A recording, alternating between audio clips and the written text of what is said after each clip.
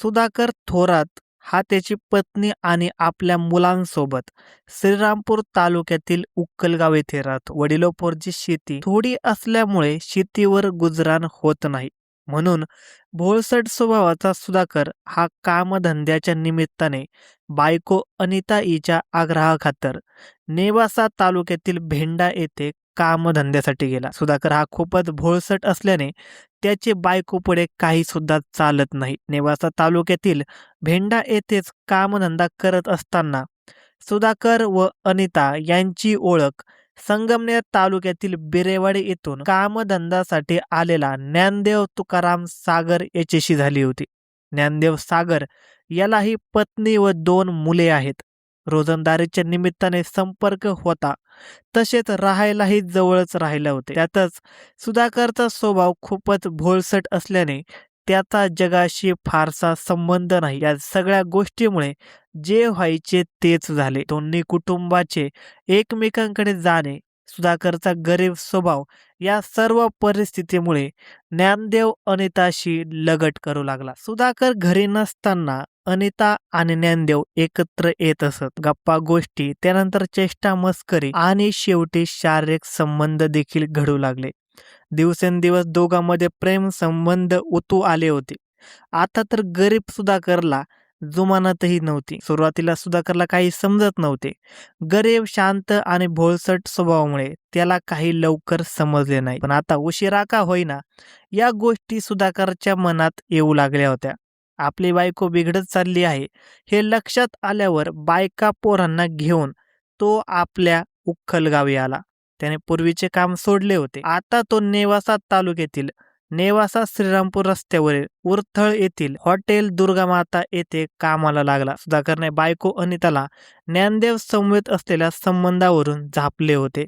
त्या दोघांना अनिता व ज्ञानदेव यांना कळले होते की आपल्या अनैतिक संबंधाचे बिंग आता फुटले आहे. त्यामुळे सुधाकर आपल्याला विरोध करत आहे. सुधाकरला एक दिवस ज्ञानदेवने दम दिला होता. तू तुझी पत्नी अनिताला सोडून दे. तिचे व माझे प्रेम संबंध आहे. तू तिला सोडलं नाही तर आम्ही दोघे मिळून तुला जीवे ठार मारून टाकू, अशी धमकी ज्ञानदेवने सुधाकरला त्याचे मामा जनार्दन दिघे याच्या समोर दिली असल्यामुळे आता हे प्रकरण खूपच चिघळले होते. याची खात्री सुधाकरच्या नातेवाईकांना देखील पटली होती. तरी त्याच्या मामाने जनार्दन दिघे यांनी अनिता आणि ज्ञानदेव या दोघांना समजावून सांगितले होते. मात्र त्याचा फारसा परिणाम त्या दोघांवरही झाला नव्हता.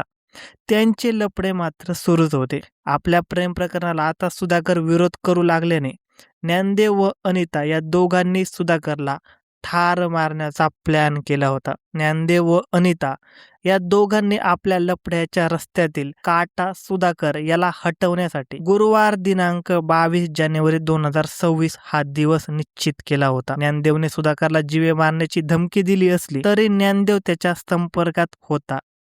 गोड बोलूनच त्याचा काटा काढायचा आहे हे त्याने ठरवले होते. मात्र या गंभीर गोष्टी सुधाकरच्या डोक्यात येत नव्हत्या. ज्ञानदेवने सुधाकरला शुक्रवारी आपण राहुरी तालुक्यातील वरशिंदे येथील तुझ्या बहिणीला भेटायला जाऊ. माझे पण तिकडे काम आहे. तू तुझ्या हॉटेलला मालकाला सांगून सुट्टी काढ असे सांगितले होते. ज्ञानदेवने सांगितल्याप्रमाणे सुधाकरने आदल्या दिवशी गुरुवारी बाहेर जाण्याचे नियोजन केले होते. त्या दिवशी गुरुवार दिनांक 22 जानेवारी 2026 रोजी सुधाकर सकाळी नेहमीप्रमाणे हॉटेलवर होता. त्यांना दुपारी निघायचे होते.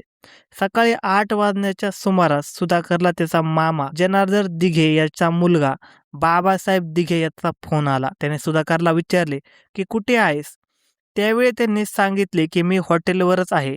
इकडच्या तिकडच्या गप्पा मारल्यानंतर त्यांनी फोन बंद केला. बाबासाहेबने दुपारी 4 वाजण्याच्या सुमारास पुन्हा सुधाकरला फोन केला. त्यावेळी त्यांनी सांगितले की तो औषधोपचारासाठी त्याच्या ज्ञानदेव सागर या मित्रासोबत बाहेर जात आहे. त्यानंतर बाबासाहेबांनी सुधाकरला फोन लावला. त्यावेळी त्याचा मोबाईल बंद लागत होता. त्यामुळे बाबासाहेबने आता सुधाकरची बायको अनिताला फोन केला होता. तेव्हा अनिता त्याला म्हणाली, भाऊजी ते राहुरी तालुक्यातील वरशिंदे येथे बहिणीकडे गेले आहेत.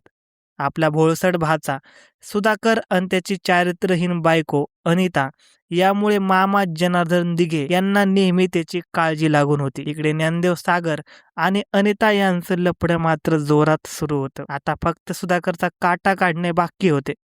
सुधाकर वर शिंदे येथे बहिणीकडे गेला याची आवई अनिताने उठवली होती. ठरल्याप्रमाणे ज्ञानदेव सागर मोटरसायकलवरून सुधाकरला घेण्यासाठी दुर्गामाता हॉटेलवर गेला होता.